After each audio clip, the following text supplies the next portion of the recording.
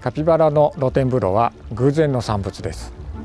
1982年のある朝、カピバラの飼育員がお湯でカピバラのところを掃除している時に、お湯だまりにカピバラが集まってお湯をお尻をつけると、そういうような仕草があって、これはお風呂を作ったらいいかなというふうにひらめいて、そこから全てが変わりました。You've probably seen a capybara before. They're actually the world's biggest rodent. Native to South America, they are semi-aquatic and have webbed feet like a duck. Their eyes, ears, and nostrils are on top of their head so they can keep their bodies submerged for hours at a time. And people flock here to the Izu Shaboten Zoo in Shizuoka Prefecture because this is the birthplace of the Capybara Hot Springs. 朝のルーティーンは掃除をしたり、給餌をしたり、カピバラの様子を見たりします。お湯の温度をチェックしたり、健康状態を確かめます。野生下では外敵から身を守るために水辺で生息しているため、水を好みます。ここでは彼らがリラックスして過ごすための手段です。本当にお湯の心地よさを楽しんでいるのだと思います。カピバラ露天風呂には12頭のカピバラの家族が暮らしています。歌丸はみんなのお父さんで、とても優しい性格をしています。ゆやは走るのが好きで、よく展示場を走っています。あわはやんちゃでいつも走り回っています。チーニはご飯が大好きで、いつもご飯を食べています。ベニテンはマイペースでいつもお昼寝をしています。トリュフは子育てが上手で、いつも子供の面倒を見ています。ヨタケは水が怖いのか、いつも恐る恐る水に入っています。カピバラに囲まれて仕事をすると、とても楽しく仕事ができます。カピバラは動物園ではとても人気で、アイドルのような存在です。カピバラの温泉がすごい有名で、娘が生まれたので、娘に見せてあげたいなと思ったので来ました。まったりとした可愛い表情が好きですね。なんか癒されるっていうかね、こうやってお風呂入ってるところが面白くて可愛くて好きです。見る人をほんわかさせるというか、そういう気持ちにさせるので皆さん集まってきます。They are so beloved that there are regularly capybara hot spring soaking competitions and watermelon eating competitions that draw huge crowds. Suffice it to say, these capybaras are popular. カピバラは友好的で穏やかです。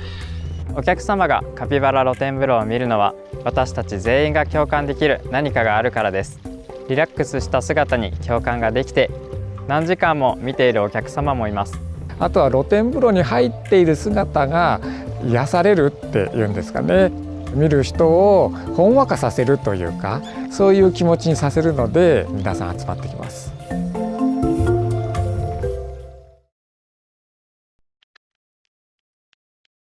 When it's cold outside, there's nothing like a warm bath to take off the chill.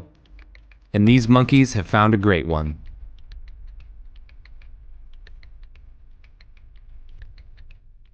The Jigokudani Valley in Japan is buried in snow for almost 1/3 of the year. The area is more commonly known as Hell's Valley, named for its high altitude, jagged cliffs, and bubbling hot springs that fill the air with steam. The local Japanese macaques, or snow monkeys, have found an interesting way to adapt to these cold conditions. In the early 1960s, these clever and curious creatures moved down from the higher forests and tested the water of the natural hot springs. They have been using them as a spot to warm up in the winter months ever since. These snow monkeys like company. Their average group is typically 41 monkeys, but can range from 10 to 161. They're not picky eaters either. They'll eat just about everything from seeds, plants, and fruits, or a handout from a mischievous tourist. Even in the high mountains of Japan, these clever critters have found a great way to relax. Spa day, anyone?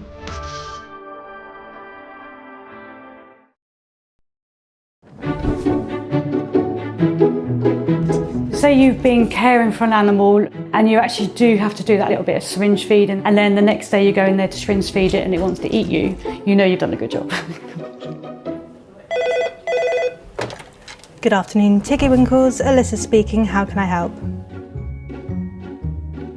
Welcome to Tiggy Winkles, the world's busiest wildlife hospital. Meet Sharon Jacobs. She's a senior nurse here at Tiggy Winkles. This adorable wildlife hospital is named after a character from a Beatrix Potter children's book, Mrs. Tiggy Winkle. But this isn't the place you'd take your sick dog like Florence the British Bulldog, right Flo? This is for all wild animals found injured. X-rays taken. We deal with all British wildlife, as in foxes, badgers, deer, wood mice. They treat rabbits, bats, big birds, small birds, and very, very cute hedgehogs. Oh, just look at him swimming. They get around 10,000 animals through the door each year, with a wide range of sicknesses and injuries. Okay, this guy came in to us about 2 weeks ago. She fractured her tibia, so we've actually put a plaster of Paris on, which is a cast. The wildlife hospital is just like a human one. Luckily for the animals, there isn't a waiting room. Any animal that comes through the door, the first thing they go through triage. And literally they are medically assessed there, see if there's any injuries, see if they need a drip, see if they need any antibiotics, painkillers and stuff like that. Within 24 hours, they normally get reassessed by the vet, and any sort of like medical treatment or wounds or injuries or x-rays or anything is normally done then. Once the animal is fully fit, as in medically inside, and we want it to go outside, so if it was a bird, for argument's sake, it would go into an aviary. If it was a deer, it would go down our paddocks. And again, once we're happy with them, then the aim is to get everything back to the wild. We don't keep anything because it looks cute and fluffy. It is quite nice when it comes to actually releasing the animal. And now and again, some of the deer will actually bolt off and then turn around and stare at you going, what's going on here? So it's quite nice.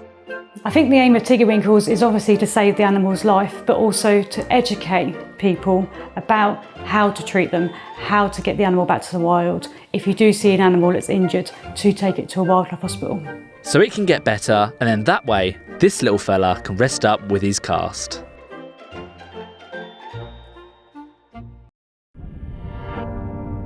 ऊँट तो बहुत है दुनिया में, लेकिन जो इधर है वो तैरने वाली ऊँट है. These camels are the last of their kind, and caring for them has been an important part of this community's culture for thousands of years.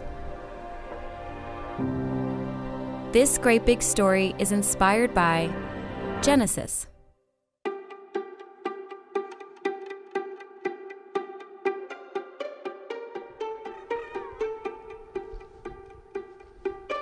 मेरा नाम है जत नूर मोहम्मद मुबारक, गांव मोहाड़ी, तहसील अबड़ासा, जिला भूज, कच्छ. मैं खारा कैमल जिसको ऊँटनी बोलते हैं वही काम करता हूँ. In Jat Nuar Muhammad's community, there are 150 swimming camels. Caring for the camels has been part of this family's work for generations. और पहले हमारे ऊँटनी का काम है, पहले से कर रहे हैं, परदादा से काम कर रहे हैं. कि मेरे तो परदादा भी कर रहा था और मेरा बाप भी कर रहा था, अभी मैं भी कर रहा हूँ.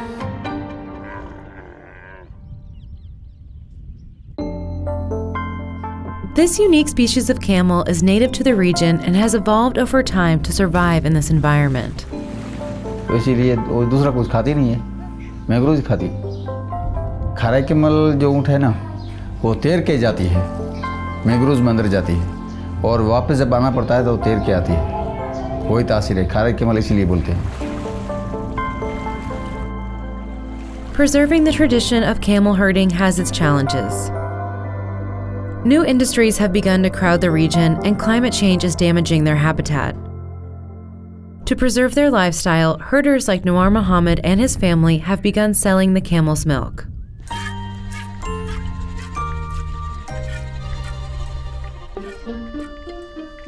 पहले तो दूध नहीं बिक्री होता था, इसीलिए निकाल दी थी. कुछ लोगों ने पूरा ऊँट का काम बंद कर दिया था. अब वो वापस कर रहा है, वो काम कर रहा है वापस ऊँटनी, क्योंकि दूध बिक्री हो रहा है मार्केट में. Thanks to this new business and an age-old partnership, the bond between man and swimming camels will continue for generations to come.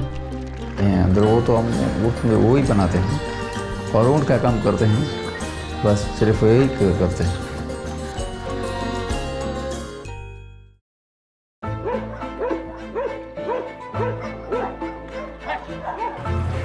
大概是8年前。有一次我的同事他救了一只车祸的瘫痪狗，当时的狗轮椅很贵，那我就想说我就帮他做一台。我到目前完成的狗轮椅的数量大概400台。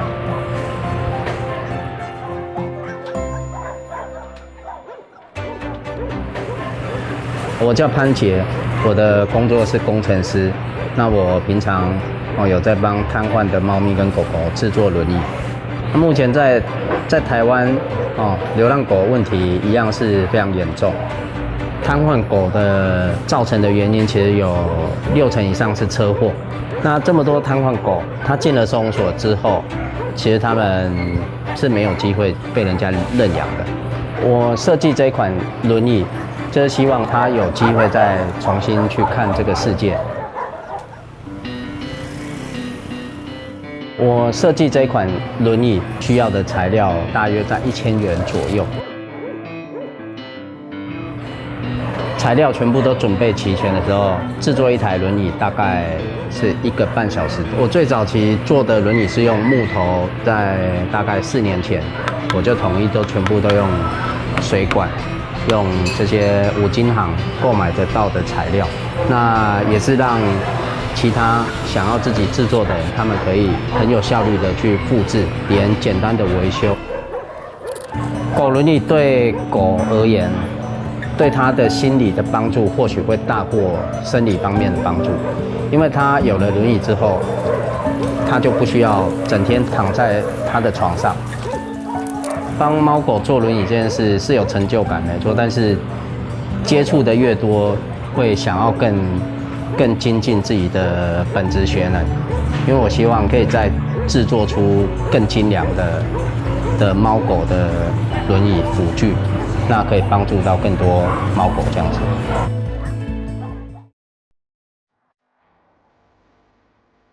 New York's a tough city to live in. It always has been. But here, the old saying, if you can make it here, you can make it anywhere. I think because the birds have made it here. I mean, they've endured this far.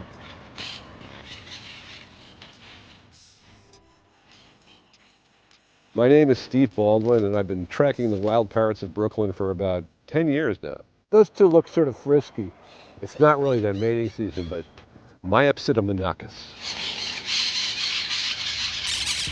the monk parakeet, native to Argentina, and as far as we know, something happened at Kennedy Airport in 1967 or 1968. It appears that a crate full of parrots arrived from Argentina. Something went wrong. A bunch of them escaped. They came to Brooklyn College right here.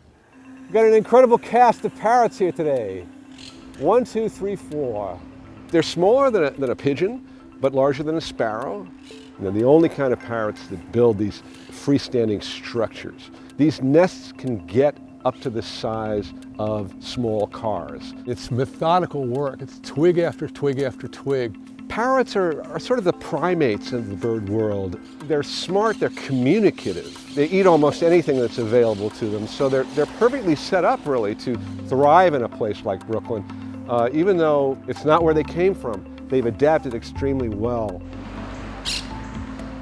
You have to, I think, have a certain fiber of steel to make it in this town, and I think the parrots have those qualities. Sheep, sheep, sheep! Hi guys, hi Bubbles, hi Walter, hi Dolly, hi Mama, hi baby, hi Albie. 1, 2, 3. Janie's farm didn't start out with animals that were missing limbs. It just happened to come to her farm and she felt, well, prosthetic technologies helped me, it could certainly help them.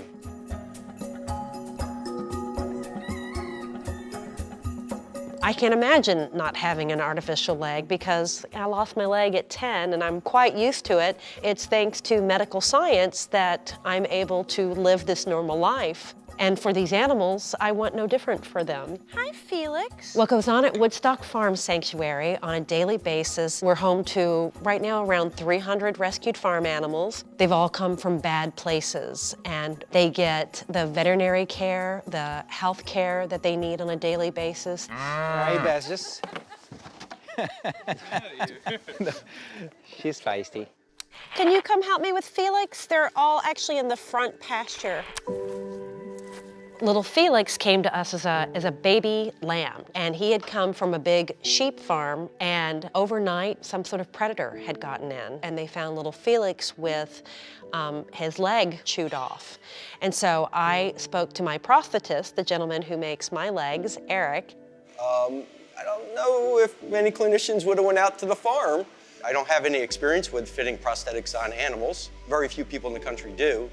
So I figured if I could take what knowledge that I do have and apply it to the animal, I could probably get them to utilize a prosthesis.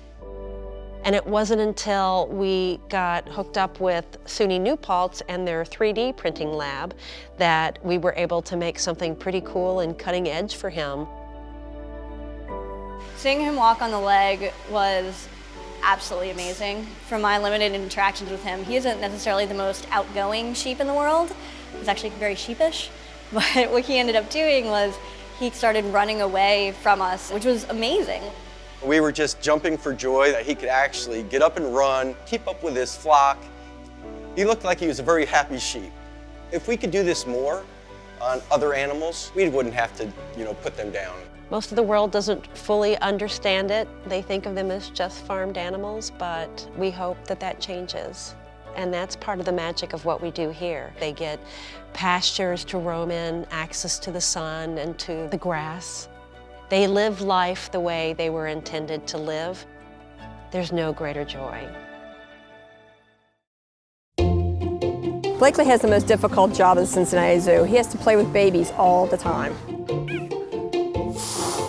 He's never shown any aggression or snapped. If he gets upset, kind of like any mom would, he just leaves the room. You are so cute. My name is Dawn Strasser, and we're at the Cincinnati Zoo and Botanical Gardens. Blakely is a 5-year-old Australian Shepherd. We got him from a rescue, and I use him in a nursery as a nanny or a companion dog. This is about you when you're taking a nap. Blakely's here for the main purpose of teaching the babies the correct animal cues as they grow up, so when they are introduced back to their own kind, they know what appropriate behavior is. He teaches them how to play, how to interact. I can tell them, no, don't bite me, but I'm not an animal, and I don't give the same cues that he can. So we make a great team.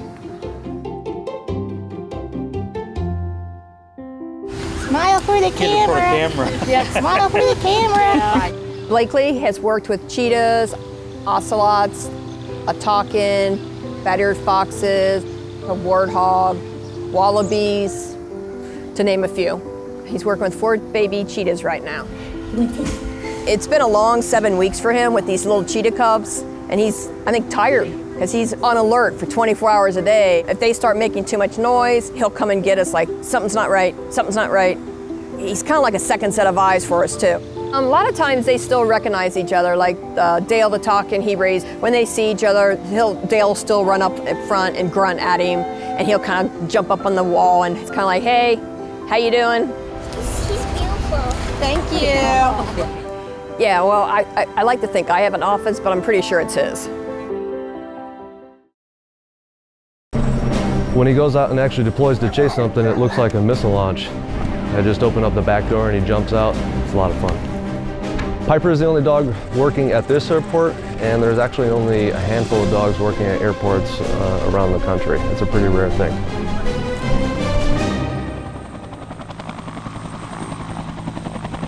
I'm Brian Edwards. Piper and I work at the Cherry Capital Airport in Traverse City, Michigan. Piper is a border collie. Piper's prime function here is wildlife control. Primarily, Piper is going to be chasing away large waterfowl like ducks and geese. In the wintertime, it actually chases away the snowy owl. And then in the summertime, it's basically seagulls and crows. Birds can cause a lot of different types of damage. Most bird strikes are with smaller types of birds that might just cause dents. But if the bird is large enough and is ingested into an engine, that can cause a serious failure like the Miracle on the Hudson. Training specifically for us took about a year and a half. So the way that we've trained is that anytime I deploy Piper out of the truck, he doesn't just run away from the truck, he always runs the direction we were traveling. A lot of times I deploy him when the vehicle is moving.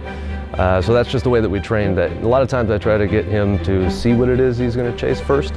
The goggles or the rec specs serve two purposes for him.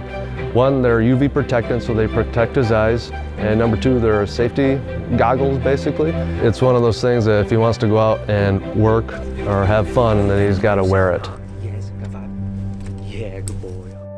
Don't get him, buddy. Don't get him. Dogs are really useful for wildlife control because, specifically border collies, it's in their blood. Eventually the goal is to train the birds and other animals that they don't want to be here because there's a predator in town, something that's going to keep harassing them all the time. Piper's been with me at the airport for almost 3 years. He's pretty much with me all the time. I don't think Piper sees it as work. I think it's all play to him, which is what we want, right? The best thing personally with Piper, and it's been this way before we started working, he's got a mind of his own. I talk to him like I would talk to anybody else. He's my bro. Does it get any better than that? I get to work with my best friend every day. I'm extremely proud of him. I couldn't ask for anything more.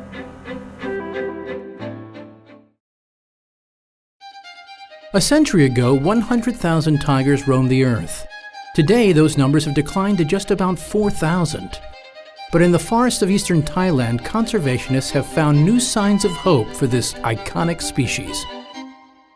This great big story was made possible by Be Grim, empowering the world compassionately.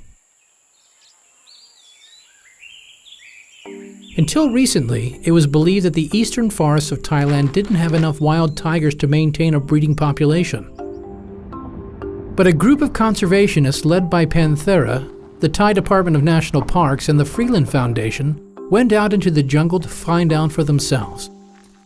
We set up around 83 stations of cameras. Each station has 2 cameras. The general goal of setting up that camera trap grid was to estimate how many tigers are there, what potential is there for them to recover in that area. Camera trapping is always fun because you have these cameras out for 45, 60 days in the field, and they're out there every day taking pictures. So you bring them back and you've got, lots of people looking at all the photos, clicking through, what's next, what's next, what's next. And we discovered that we have a breeding population of tigers there. This is kind of the first evidence of breeding for at least, I think, a decade. It's a really amazing thing to have been able to see and to document. Tigers are a symbol of a healthy, intact ecosystem. To have tigers disappear from the wild, especially when we have the means to stop that from happening, would be an absolute tragedy. So although the survey results are great news, we really do need to keep the pressure on. I mean, the threats aren't necessarily abating at those areas, so the good work that's continuing with patrolling on the ground, law enforcement, working on trying to give tigers a chance to breed, to have the area they need to persist is really important.